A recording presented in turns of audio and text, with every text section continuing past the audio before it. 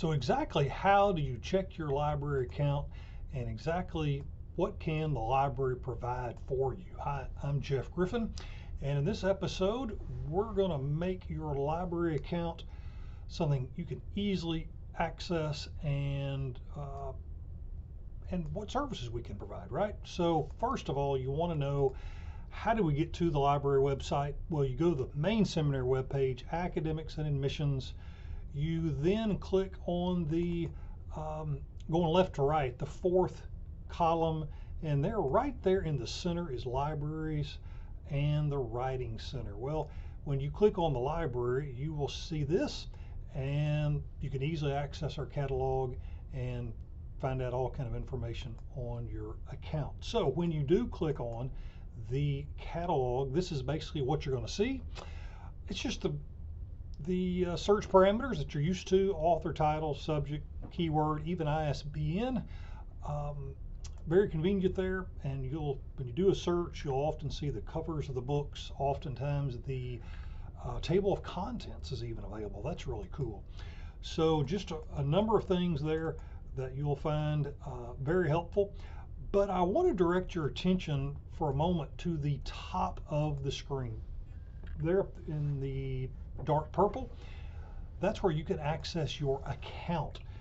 So when you log in, well, all you need is your student ID. That's what you'll use for your username. Again, your username is your student ID. Then the password is just, well, it's real simple. NOBTS. How about that? So when you enter that, it'll show you your mailing address. It'll show you everything you have checked out. Isn't that cool? And you can see the due dates. So again, this is the area that you'll look to. But wait, of course, there is always more, right? Always more. So you can then change your PIN. You can change your address. You can even change which language the search interface appears in. Spanish, French, whatever you like best is there for you. And again, all of this is simply your student ID and NOBTS. Now, if you do not have a library account, that's going to actually be your first step before putting in your ID will actually work. Okay, so how do you get a library account? Well, obviously, you just want to go to library@nobts.edu and send us the right information, and we'll get you an account set up promptly. But what information do we need from you? Well, at that library@nobts.edu, very quickly, what can you get? Yeah, many of you are extension students or internet students, but if you don't live in New Orleans, what can you get? Well, anything that any other student would get. How about books, right? Obviously.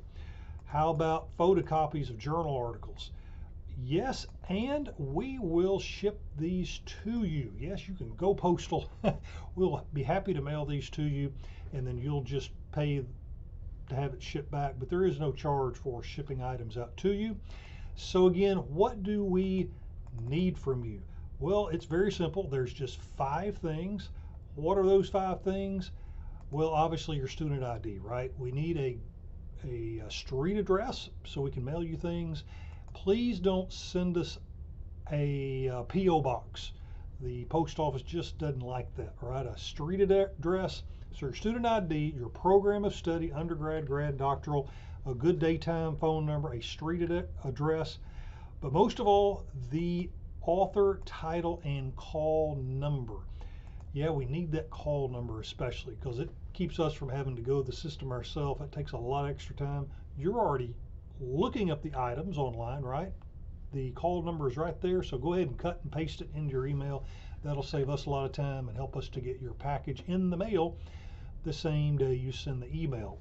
And what's the address? library@nobts.edu. Now, I just mentioned returns a second ago. Yes, you can send those back to us. Use the postal service. You can use FedEx, UPS, whatever you like to use. Do use that. But we do have one recommendation, and that is insure your package. you've probably noticed that books aren't cheap, right? So a lot of times when we send you 4 or 5 books, that literally can be $200. So please ensure your package is just $3 or $4 or $5. Yes, every year at least one box is lost coming back to us. Now, if a box is lost that we send to you, that's on us, right? You won't pay for anything, that's on us. But if once you receive your books and you mail them back and they're lost, well, that's going to be on you and on your account at the business office. So the $3 or $4 or $5 is definitely worth it. So learn to access your account. You can see what all you've got checked out, what's due. Email us at library.nobts.edu.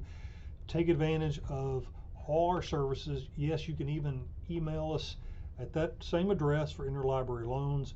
Bottom line, any way you need help, if you don't know how to do it, just contact us and we'll make it as simple as possible for you. God bless. We'll see you in another episode.